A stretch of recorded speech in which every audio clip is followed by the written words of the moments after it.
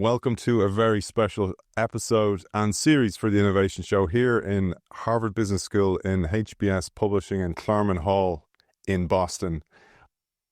We're going to start with something a little bit different. The question to you is, do you ever prepare properly for the future?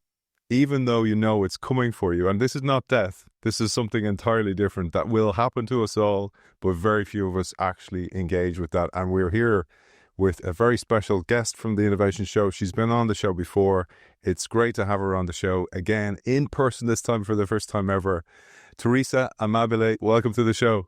Thank you, Aidan. I'm so happy to be talking with you again. It's great to be with you. I didn't tell you this the last day because I had this on my table here in front of me, and I have a little practice on the Innovation Show of wearing a pin that reflects in some way what that episode is about. So I brought this especially. This is Venus, and for me, it represents renewal or renaissance, which is rebirth. And actually, I think of your work as work in rebirth and renewal. So that's a little gift for you that you can take with you into the future as well. Oh, my goodness. And then I couldn't do that. I couldn't be an Irishman without giving you something else as well. So that's another little gift. And while I'm here, oh my God, I'm going to interrupt the flow, but we'll just leave it flowing. I want to thank the crew here that have been setting up for a day and a half here, and I'm going to fill them full of Irish liqueur here with Bailey. So, Dave, Ellie, and Simona, I want to give you guys these as well. I'm probably going to drop them and smash them, but I'll give them to you off camera here. There you go, Dave. There's Dave. Very nice. Yeah. Great. You can see kind of side and make sure I don't leave it Christmas. Thank you for all your efforts. So that's a quick intro. I want to also say thank you to our sponsor, Kyndryl, for running and reimagining the technology that drives the world's infrastructures now with an AI layer. Also check out the Kyndryl Institute, where you'll find a plethora of amazing content. But let's get back to the show and to the word. It's not that. It's something totally different. So I'll let you tee this one up because you've asked this to audiences before. You've given them the word and seen what came back. So over to you, Teresa. Yes, I like to, at the beginning of a talk on this particular research, ask people to hear me say a word and then remember the first thing that pops into their head when they hear the word. The word is retirement. So I've paused for a second. Think about that. Yeah, so that your podcast audience can think about the word. We gave that little game to all of the 120 people we interviewed for this research. And the results were really pretty surprising to me. We created a word cloud from the responses to that word for all of the older professionals who we interviewed. We had people in other age groups, life stage groups, but the older professionals aged 55 plus who were still working. The word cloud showed as the most prominent responses: scary, never, far away, unknown. One person even said facing retirement is like standing at the edge of a cliff, staring into a void. I was really surprised and kind of disturbed by this level of fear and negativity about retiring among people who were likely going to be retiring in the next 10 to 15 years. So that really struck me, and our aim with the research, our aim with the book, is to help people get some insight into the process of retiring and show them some ways it can be navigated and relieve that fear. And it's much like your work on the progress principle as well. For those who haven't heard that, I'll link to that in the show notes. Brilliant work that Teresa has done. But for me, this was a natural, excuse the pun, progression where, again, if you're not preparing for progress, the progress won't just magically appear. It reminded me of my own career as a professional rugby player, because in professional sports, you have to retire early because your body gives up before your brain does. So you have to prepare for that. And I was very lucky myself in that I was injured at the end of my career. That wasn't pleasant to go through, but it gave me the gift of preparation. And one of the things you talk about is it takes work to actually retire. That's right. You know, that was one of the surprises that came out of the research, is that Many people think of retiring as what happens on your last day on the job, at the end of your career. But it's so much more than that. It is not a one-day event. It's something that can take usually at least a year and sometimes several years to complete as a process from the very beginning, the first task, the first of the 4 tasks that we discovered, which is making the decision about when and how to retire. And that task can start years before the actual retirement date. For some people, other people, it happens in the immediate future before that, all the way through the last task, which is consolidating a more or less stable retirement life for yourself. And there are tasks in between that need to happen. Everyone who retires, at least in the U.S., has to confront these 4 tasks.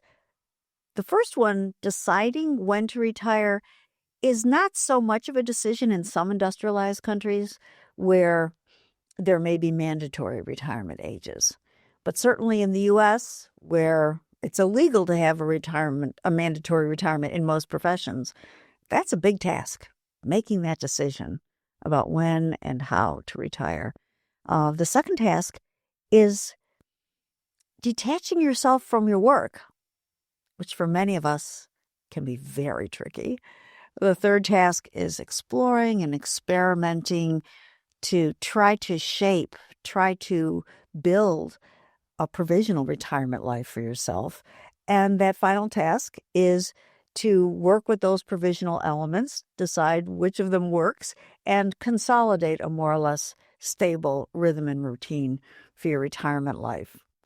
What I found remarkable about it is, and why I thought it was so relevant, regardless if you're retiring or not, it's really a framework for any renewal. So in organizational renewal, you have to go through the same things. You can't over-identify with the identity or the products that you have served your customers with in the past. Now you have to actually embrace something new. So you can't cling to that past. And I saw it as almost an S curve, and you've got to the top of the curve, but you have to prepare for the next one. So few of us do, and we do that in all aspects of life. We don't prepare for empty nesting, or we don't prepare for retirement from a financial perspective, if even.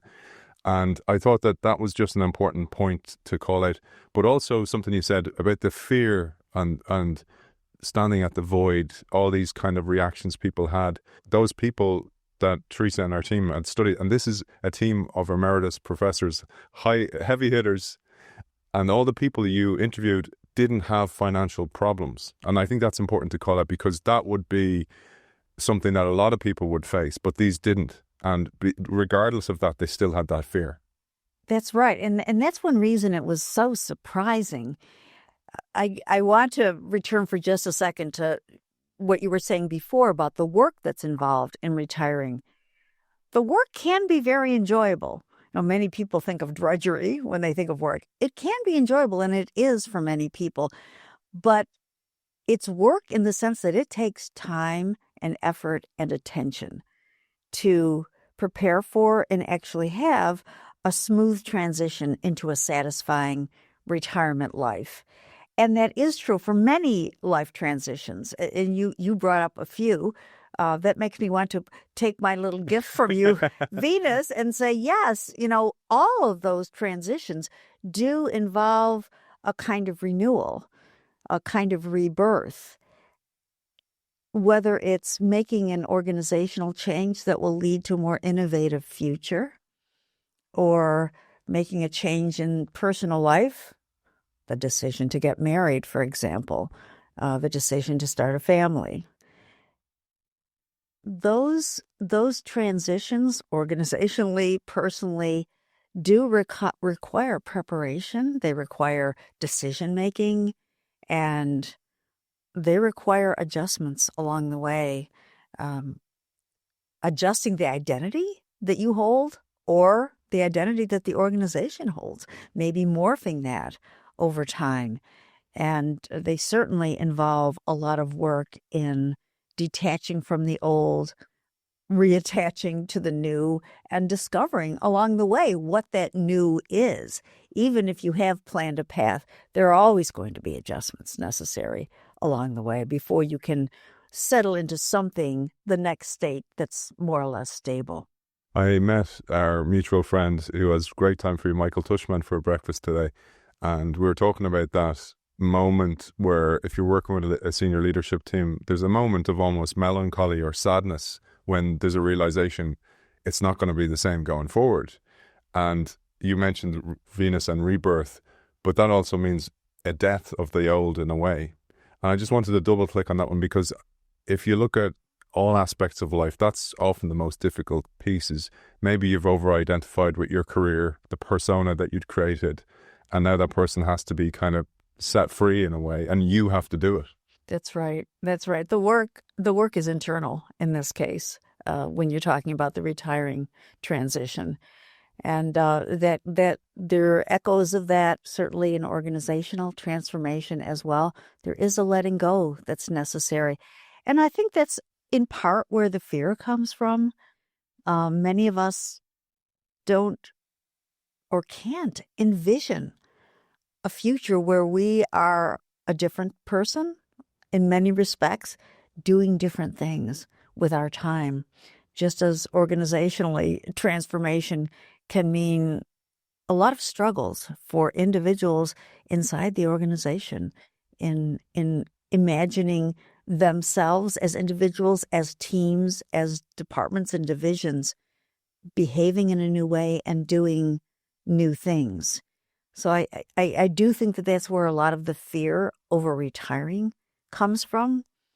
And it's so important to point out again what you mentioned before. We only interviewed people who, on a screening questionnaire, and we had all the volunteers fill out a screening questionnaire, we only chose people who rated themselves as at least reasonably financially secure, if not more financially secure, and reasonably physically healthy. We know from a lot of prior research that health and wealth are two enormously important factors in retirement decisions and retirement experiences. We wanted to set those aside as much as possible as major factors. Of course, they did enter in to many of the conversations we had. They were concerns of many of the people we interviewed, but they weren't the overwhelming, overriding concerns that people who are not financially secure have, or people who are in poor health experience. That thing about not preparing, I was thinking about that. So I often think about this even physically, is that you're constantly atrophying, especially when you get over a certain age. You're losing collagen, all these vital parts of keeping you stuck together start to fade. But you have to prepare doing the work before you need it. So the whole thing, the Chinese proverb, the best time to plant a tree was 20 years ago, that's what hits people. And I know we've kind of alluded to, there's a lot of responsibility on the person retiring, but equally you say the organization has to step up, and the organizations often don't. I mentioned sport. This is usually what the pattern you see in sport is. Maybe there's a player, they're getting a bit old now, they're a little bit slower, their mind's getting faster, but their body gets slower. And often a lot of clubs will frustrate that player out, so they leave. And so they're no longer on the books, or they might go to a lesser club, etc. And I had that myself, being injured, and it's so demoralizing because, and this is where I think the segue is nice to the progress principle, is you're no longer making progress, and no, you don't feel like you're making any kind of contribution. And worse than that, you feel like in a way you're some type of nuisance or weight on the organization. And you see that in organizations as well. And it's a terrible way to send somebody off who's given so much to an organization.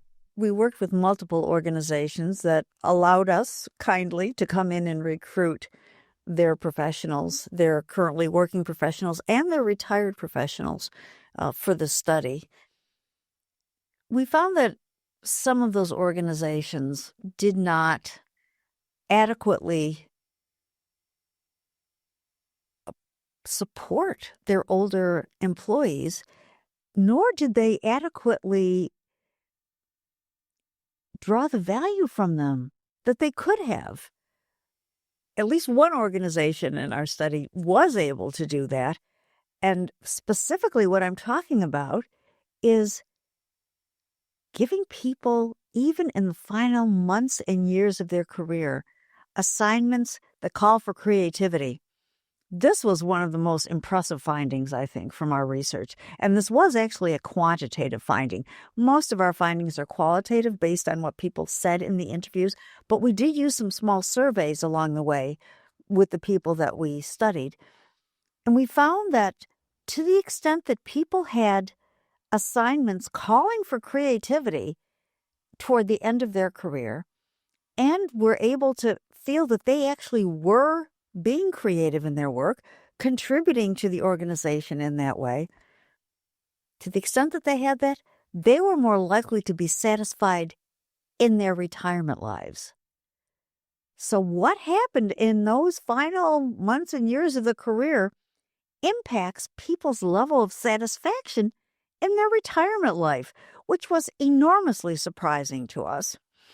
What happened at work mattered more than what they were doing outside of work before they retired in terms of predicting their satisfaction with their lives after retiring. And I think it's a twofold impact. We saw from this quantitative result that there's certainly an impact on the individuals themselves. I think it's because they feel, and this came out in the interviews a bit, they feel like they are wrapping up a really satisfying chapter in their lives, kind of like they can put a bow on their career and put it on the shelf as something great that they did in their lives.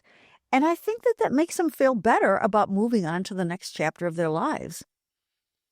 But the organization benefits.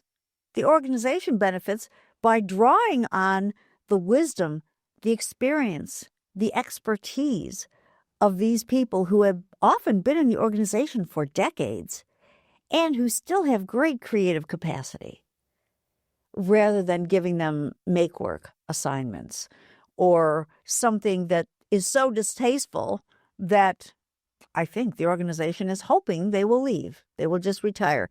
This is the way to get them to retire. Give them something horrible and boring. And you experience that as a rugby player, I think. You're sort of put out to pasture, although you were still drawing a paycheck. It's demoralizing. And you see it with people where, as you said, they have so much institutional knowledge, maybe from the way the organization used to be. But if that can be implanted to somebody new, I often think about, I grew up in a lovely park land. And I remember as a kid, my dad was responsible for the architecture of the park, the landscape architecture. And he replanted the whole driveway. And he remembered him telling me this, and he used to bore me, telling me stuff about it that I pretended I was interested in, but this stuck with me. So that he had these big mature trees, but he planted really small trees in between the big mature trees. And he said those trees actually serve to protect the other one while it's growing. So it has this shelter. And I often think of it as that kind of handing over of the institutional knowledge. But if the older tree is like going, thanks for your service, and is chopped down, that's how it feels. And I can see the psychological effect of, after all I gave those guys, because so many of us spend countless hours. We pull in the assignment over the weekend. We sacrifice our kids' nativity play, whatever it is, to do the work. And then all of a sudden the organization goes, thanks for that. See you later. Now, I know the organization doesn't owe you anything, but it surely should give you more than the gold watch and a tap on the back, if there is a gold watch. And one of the things you point to is the importance of rituals to help people going forward. Absolutely. Most organizations do mark a retirement in some way.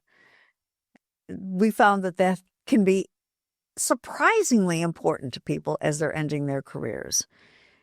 One organization had a practice of, it was a smaller organization, a relatively entrepreneurial young one. They had a practice of, when someone was retiring, having the whole office come together for a little celebration. And we found that one of the very senior level people who was retiring from the organization, as I said, it was relatively young. His career there had been 20 years, I think. He didn't feel great about his value to the organization in his final few years there. He just wasn't sure that he was contributing what the organization really valued most. But what was said to him in the tributes that people paid during that final party, that ritual, meant the world to him. I interviewed him, I think, 10 times, and he mentioned that final ritual and how much it meant in at least 5 of the interviews I did with him after he retired. So that left him with a great feeling about the organization. I'll tell you something. He was a terrific ambassador for that organization after he retired. Yeah, and how much would you pay for that? I mean, that's the thing. Exactly. He was able to help the organization recruit great young people. And I want to say something else about young people. We did have a cohort of millennials that we interviewed as part of the study. We don't spend a lot of time talking about our interviews with them in the book, but one thing we found in looking for intergenerational conflict, which is talked about a lot in the media, we didn't find that in these millennials, nor did we find it in most of the older people that we interviewed. In fact, what we found was that some of these millennials talked about how important it was for them to have people who were near the end of their careers as mentors, as teammates, people who had that institutional knowledge, who could introduce them to customers and talk to them about, what goes on behind the scenes in the organization and how to work with this particular customer or how to work with this particular supplier or distributor. That kind of tacit knowledge is invaluable. And we found that many of the younger employees appreciated it. So it's not just nice to treat those large, mature trees well. It really is helpful to those smaller, growing trees. It's funny that I was thinking about how you can make somebody feel devalued at the end, but equally you can do that at the start where you have maybe a new hire and the new hire comes to work and their computer's not ready. It won't be ready for a month. They're left kind of floating, checking emails, checking their social media, and they feel devalued, or they feel actually, well, what's the point of me being here? And that can be the first opening moment joining an organization, but equally it's the flip side. And it also made me think about how, again, in sport, but also as you've shown in the research, when you're in the bubble doing the work, it's very hard to prepare for that future, develop skills. And you call it some really important skills that are needed. Say at the end of a career in rugby, they try and give you financial training. They try and give you to understand what skills are transferable into the real world for you. But so few players will stop and go, I really need to focus on this. And this is where I was saying being injured was helpful. But you say equally the organization needs to offer those services to you. So financial planning, psychological planning, relational planning. Exactly. Most organizations of medium size or large size do offer regular financial planning seminars for people of any age and stage in the organization. They're mostly attended by the older employees. But we didn't find any organization offering a program on the things that our research discovered people really need help with. And that is the psychological challenges of retiring, including the identity issues that we've alluded to, and the relational challenges, managing their current relationships at work and outside of work, as well as developing new relationships in retiring, and the life restructuring challenges, which are huge. Think about it. You've had something that structured your life, gave it a rhythm and routine for decades in many cases. And that was most of your waking life for decades of your life. And now it's going to be gone. Those 40 or 50 or 60 hours a week that you were spending in that profession are now going to be yours to do with what you want. And there are people who confront that on the first day of retirement rather than thinking about it at all beforehand. So organizations could do people a tremendous service by offering seminars on the kinds of things that we studied in our research. One of them was structural, and I thought that was worth calling out. What did that refer to in the research? So life structure is a term that we use to refer to essentially everything in your life. And we asked people in our study to imagine their lives in terms of a map, a diagram. And we had 14 of those 120 people, 120 professionals. 14 of them were getting ready to retire when we started our study with their cohort in their organization. So we asked them, will you let us follow you as you retire, as you go through that transition and into your first few years of retirement? So 14 people said, yes, I will let you interview me multiple times. The rest we interviewed once, but these 14 people we came to know very, very well. We call them our stars because we feature them prominently in the book. We tell their stories in some detail. And we found that for those 14 people, it was crucial for them to be able to tackle all 4 of those tasks that I mentioned. But they were on their own. They were on their own. Their organization didn't offer them preparation or planning. They did draw maps of their life structure for us, their life structure pre-retirement. And of course, work or career was there in every life map before retirement. And for some of the 14, it was huge. It was by far the biggest circle or box that they drew in their pre-retirement life map. For others, it was a little bit more modest size, but it was there. And after retirement, of course, that box or bubble or circle, whatever, is gone, right? But the other contexts of the life are so important to consider in relation to that work life. Your relationships, your home, where do you live geographically? Where do you spend your time? What other groups and organizations do you belong to, both before and after retirement? So your relationships, your activities, how you spend your time, where you spend your time, all of those things are important parts of the life structure. And life structure does need to change after retirement. For some people, they simply grow the other bubbles or circles that they had in their life beforehand. But for many people, they introduce new activities, new places to be into their life map, into their life structure. And it really stands people in good stead if they spend some time thinking about that beforehand. You don't have to feel like you've got everything planned out in how you're going to restructure your life, but giving it some thought and having some ideas, maybe even doing some of that exploration and experimentation beforehand can be a really good idea. I love there's a Spartan warrior mantra, the more you sweat in times of peace, the less you bleed in war. Not saying that you're in war when you retire. I'm hearing those sports metaphors coming out again. Sorry, or you can take the guy out of the locker room. There's a couple of things I'd just love to lean into. One of them was, so the importance of the organization. You shared some examples of organizations that really benefited from it, but also those organizations didn't just train the people, but they kept in touch afterwards. It was like alumni, and there was like newsletters and get-togethers where the person, it was almost like training wheels, helping them go an off-ramp from the organization. Yes, absolutely.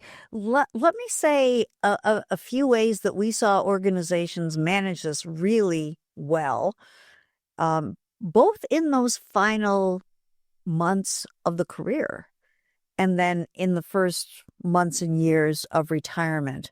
And again, it's to the benefit of the individual retiring, but it's also to the organization's benefit to do this. So one organization from which we drew participants in the study had an interesting transition to retirement program whereby professionals in certain jobs could sign a contract to retire in 18 months. And for those 18 months, work 3 days a week, get paid for 4 days a week, and enjoy all their full benefits. As you might imagine, this was enormously attractive to employees in the organization. And we interviewed people who had taken advantage of it. while they were in their final months of their career. And they did feel that they were really benefiting from this program and kind of easing into retirement in that way, having more time in their week to explore and experiment, but still having part of them in that work identity and still feeling like they were contributing there. But the organization benefited because it had much greater clarity, allowing it to plan staffing and succession, because they knew these people are going to be retiring in 18 months. And they could decide what to do with those positions, who to bring in. Did they want to have some overlap between the retiring person and the person who was going to be taking over their position? How did they want to do the knowledge transfer during that time? And that's another really important piece that many organizations fall down on, and that is having a good knowledge transfer mechanism. Of course, it benefits the organization. It benefits the colleagues that the retiring person has been working with, benefits that team by transferring the explicit knowledge as well as the tacit knowledge. But it helps the organization, certainly. It helps that person to know that they are valued right up until their last day. What they know, what they've learned matters. So let's give people some practical actions. So there's the 4 A's. So there's alignment, awareness, adaptability, and agency. The 4 A's that actually is a framework for our audience if you're facing retirement. And don't leave it. Start now. If you're 10 years from retirement, start now. That's one of the big messages I get. But this framework, I'd love you to share this, and then maybe we'll land the ship on purpose being the final element. That sounds great, Aidan. Can I say something else about what organizations can do? Please. After a person retires, a savvy organization, we found one in our study, will keep in touch with those retirees afterwards. We saw a newsletter for retirees, a social media group. A couple of the organizations had a social media group that they made available to people who were retired. Occasional parties sponsored by the company for people who have retired. Some part-time contract work opportunities can be extremely attractive in helping people to make that transition, especially your more valued employees making that transition. And, we found even just calling retirees alumni replaces a negative stereotype with a positive one. And organizations that do this right, that treat their alumni well after they've retired, have created great ambassadors for the organization out there in the community, whether it's with recruiting new employees or engendering goodwill toward the organization within the community. So that's really important for organizations to keep in mind. That's the A of alumni. Let's share with audience the 4 A's where people can prepare, both as the organization, but mainly for you if you're the protagonist. Yes, we found that for individuals, the first A that's important is trying to create an alignment, a good alignment between yourself, that is everything about you, your identity, your various identities, your needs, your values, what's really important to you, what matters to you, your health. So aligning that self as you are now, not as you were at midlife, but as you are now, aligning that self with your life structure. And that is all the context of your life, everything in your life. And if someone is approaching retirement in a fruitful way in the final years of their career, they're going to be making this assessment. How well does my current life structure with career as a big circle, how well does that match the self that I am now? And ideally, at some point, the person will recognize, okay, having work, having career in my life doesn't match the self that I am right now for whatever reason. So it's time to make the change in life structure by removing that. And that is enabled by the next 2 A's, that kind of realignment of self and life structure is enabled first by awareness. That's the second A. You need to develop a keen awareness of who you are and what's important to you and what your needs are right now, what your values are right now. And a clear-eyed awareness of what your life structure really is. What are the dynamics going on in your life? How are they impacting you? And you at some point will make a move on your life enabled by the third A, which is agency. And that's being able to proactively change something about your life structure or maybe about yourself to bring them into better alignment. The big change we've been talking about in the life structure is removing work, removing career, and realigning that life structure in a way that better matches who you are, the self that you are right now. That doesn't mean having no work at all. You might decide to do some part-time contract work for your employer. You might decide to find a different job that's based on an avocation you've had, as we saw some people do in our study. But that realignment is enabled by having a sense of agency. Okay, I'm going to make a proactive move here. But you have to remember, not only do you impact your life structure, but your life structure impacts you. There are things going on in your relationship, your family, your community that you have no control over. And that's why you need the fourth A, which is adaptability. You have to be able to adapt to things that happen in your life over which you cannot exert control. So that's where you have to make adjustments in yourself, in your attitude, and in your approach, and maybe adjust other things in your life structure to accommodate the big change. The change could be positive, right? Birth of a grandchild is a positive event for many older adults. It could also mean something that's really tragic, like the death of a longtime spouse.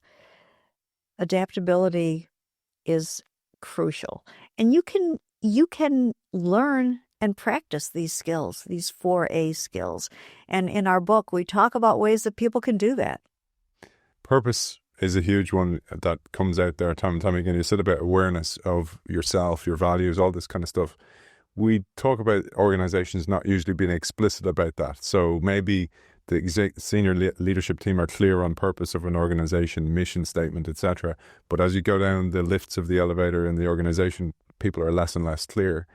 But equally, we are. So we very rarely start our career and go, okay, here's what I'm about. Here's what drives me. This is the kind of careers that will satisfy that for me. We do that at the start.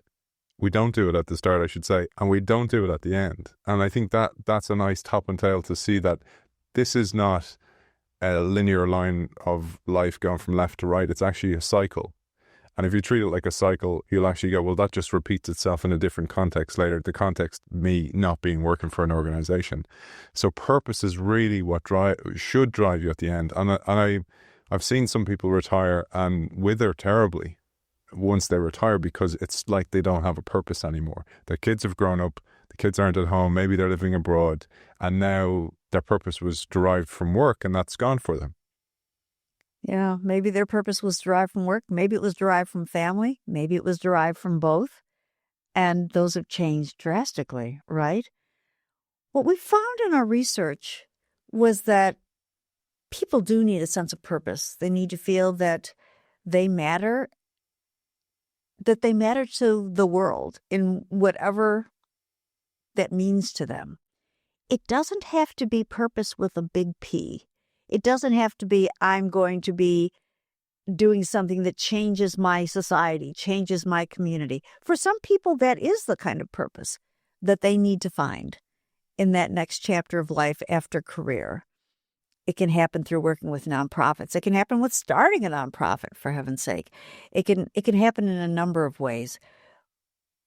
But there are also many people who find purpose in a small p kind of way, and that is finding satisfaction in their day-by-day activities, feeling that they're contributing, that they matter in that way by perhaps serving as a volunteer in their community, by spending more time with their grandchildren, if they're able to do that. For some people, they find purpose in traveling, whether it's just traveling within their own country and getting to know people in a deeper way, or traveling the world. So purpose doesn't mean just one thing. It is important for people to find, but you can find it by doing that exploration and experimentation that is so necessary in where you spend your time and what you spend your time doing. As you approach retirement and after retirement, you will find things that will be satisfying to you, that will give you that sense of purpose, but you have to exercise agency in finding it. You're not a victim. That's one of the things I really realized reading the book as well, is you have agency. You can't just be there like a turkey waiting for Christmas, essentially. I wondered what your final message was. What out of everything you found was most touching, and maybe that you can talk to our audience and say, here's my message to you. If there's one thing you do, this is the one that really stood out for me. If I could give the audience one piece of advice, it would be to do spend time thinking about retiring, no matter what your age and stage of life. And if you are retired, do spend some time thinking about whether your life structure currently is meeting your needs. Don't be afraid to start experimenting with something even now that might be the right path for you in retirement. But don't get trapped into feeling that you have to have it all figured out, because that is impossible. Beautiful. And I want to just thank again Dave, Simona and Ellie for taking the time here at Christmas time over in Boston. Thanks to our sponsor Kindle as well. And most of all, thanks to the author of The Progress Principle and this brilliant new book, Retiring, Teresa Amabile. Thank you very much. Thank you, Aidan. I've really enjoyed it.